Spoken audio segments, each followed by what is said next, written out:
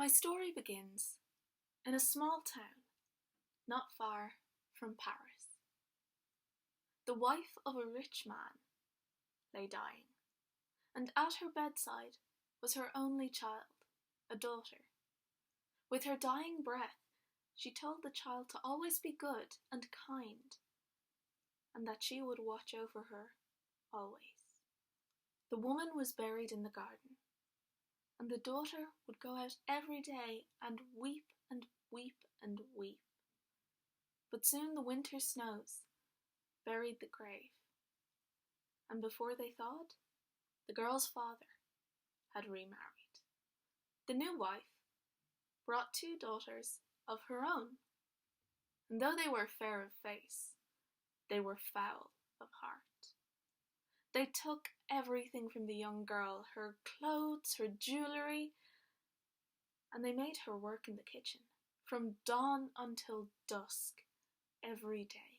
The girl, well, she didn't even have a pillow to lay her head on at night, and for warmth she would sleep in the grate of the fire, in amongst the coals. Because of this, she was always dirty and dusty, and so they called her Ashputtel. One day, Ashputtel's father had to go to Paris on business, and he asked the three girls what they would like him to bring back. The stepsisters asked for fine clothes, for jewels, for diamonds, but Ashputtel only asked for one thing: the first twig to tip her father's hat as he turned homewards. The father, well, he bought the fine clothes, he bought the diamonds, he bought the jewels, and just as he was leaving Paris, a hazel twig tipped his hat. And remembering his promise to Ashputtel, he took it and brought it home. Ashputtel took the twig and planted it on her mother's grave. She would cry there so often that her tears watered the twig, and it began to grow. Very soon it had grown into a big, strong hazel tree, and birds would nest in it. The birds talked to her, watched over her, and brought her anything she asked for. There came a day when a messenger came to the house, bringing news that the prince was to hold a ball in which he would have to choose his bride. The stepsisters giggled with glee, and they made Ashputtel help them get ready, comb their hair, make their fine clothes and dresses nice. And Ashputtel quietly asked, Can I go? Can I go to the ball?" The stepsisters and stepmother laughed in her face. They said, You go to the ball in your dirty grey frock. You have no fine clothes and you can't dance. You will only embarrass us. But Ashputtel continued to beg, Please, please let me go to the ball. And the stepmother said, Fine, okay. She picked up a plate of peas and she threw them into the fire. And she said to Ashputtel, If you can pick all of those peas out of the fire in 2 hours' time, then you can go to the ball. Ashputtel ran out to the tree, and she asked the birds, Please, please, help me pick up the peas, please. And all of the birds in the hazel tree flew into the kitchen and began to pick the peas. And before an hour had passed, Ashputtel brought the plate of peas to her stepmother. Can I go to the ball now? She asked. You really think we would let you go to the ball, Ashputtel? And they left. Ashputtel, she went out to the tree and cried once more. The birds heard her. Then they brought her a dress of gold and silver, the finest that Ashputtel had ever seen. And they brought her slippers of silk. Ashputtel dressed in the slippers and in the dress, and off she went to the ball. When she entered, all eyes were on her. No one knew who this mysterious strange girl was, in the most fine dress anyone had ever seen. The prince had eyes for only her. He danced with her all night. He would dance with no other girl. And as the night drew to a close, Ashputtel slipped away. The prince looked around for her, but he couldn't find this strange woman. As he had not chosen a bride on the first night, there was another ball the second night, and of course Ashputtel had to help her stepsisters get ready once more. But as they set out, Ashputtel went to the tree again, and the birds brought her another dress, even finer than the one she had had the night before, made of gold and silver. And they brought her another pair of slippers, this time with spangled silk, so that they shone a different colour as the light hit it. Ashputtel, she went to the ball again, and again she danced all night with the prince, who refused the hand of any other girl, and refused to let any other man dance with Ashputtel. She tried to slip away from him again that night, but the prince insisted on seeing her home. As they got halfway to her home, she managed to slip away in the dark, and the prince lost her once more.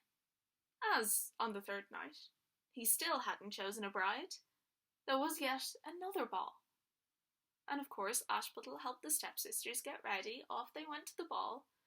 Then Ashputtel went to the tree again, and the birds brought a dress even finer than the previous two combined. And they brought her slippers, made of pure gold. Ashputtel went to the ball, and once again danced with the prince. Greedily, the prince would let no other man dance with Ashputtel, and he made her dance and dance and dance until she felt like her feet were going to fall off. She couldn't slip away. Her feet were too sore. So the prince put her on the back of his horse and started going towards her home. As they drew up towards the house, Ashputtel jumped off the horse and one of her slippers slipped off. She ran towards the house and up into a pear tree. The prince, he dismounted his horse, got the shoe, and walked to the home. Ashputtel slipped down from the pear tree and went into the house and snuggled up beside the hearth. The prince knocked on Ashputtel's door, and her father answered, and the prince explained what was happening, that the woman whose foot fit this shoe lived in the home. The two stepsisters, knowing that it was neither of their shoes, but still hoping it would fit, they scrambled over one another, trying to get to the prince first. The stepmother, she took the shoe from the prince and brought the girls. She said, "This shoe is small and your feet, well, they're not going to fit it." So she took a knife and with the first stepsister cut off her big toe. The stepsister cried, "Ow!" But the stepmother told her, "You won't need your toes when you're married to the prince. You'll have servants to carry you around." And she forced the shoe onto the girl's foot. The stepsister hobbled out and said, "Look, prince, it fits!" The prince, he saw the blood oozing from the shoe and said, "That shoe does not fit you. What about your sister?" And so the stepmother brought them both back into a room again, and with the second sister, she cut off her heel and forced her foot into the shoe. And the second sister came out again and said, "Prince, yeah, definitely fits, yeah." But the prince again saw the blood and said, "No, the shoe does not fit you." And the stepmother, she replied, "Well, it certainly does not fit me. There are no other girls in this home." And the prince said, "Are you sure?" And the stepmother said, "Well, there's only little Ashputtel, the kitchen maid." But she won't fit your shoes. She's a dirty, disgusting little creature. The prince said, I would like to see this Ashputtel. So the stepmother and her father called Ashputtel out, and Ashputtel, she looked at the prince, and at once he knew her face. She put the slipper on, and he brought her out of that life, and to become queen one day. Now sometimes this story ends here, with a happily ever after. But I don't think this is how this story is going to end. See, the princess, who was Ashputtel, would live in the palace with her husband the prince. Remember those 3 nights at the ball where he would not let her dance with anyone else? It got worse over the years. He would not let her talk to anyone else. He would not let her go horse riding with anyone else. He would not let her be in the company of anyone else but him. And soon he locked her away. Ashputtel, when this happened, she wept. But then she realised her days of weeping were over. She decided she wouldn't be the weeping girl at her mother's grave anymore. So she put her head out the window and called to the birds one last time. And this time, they didn't bring her a dress or slippers. They brought her a sword and a suit of armour. And down in the courtyard she could see they had led a horse to her.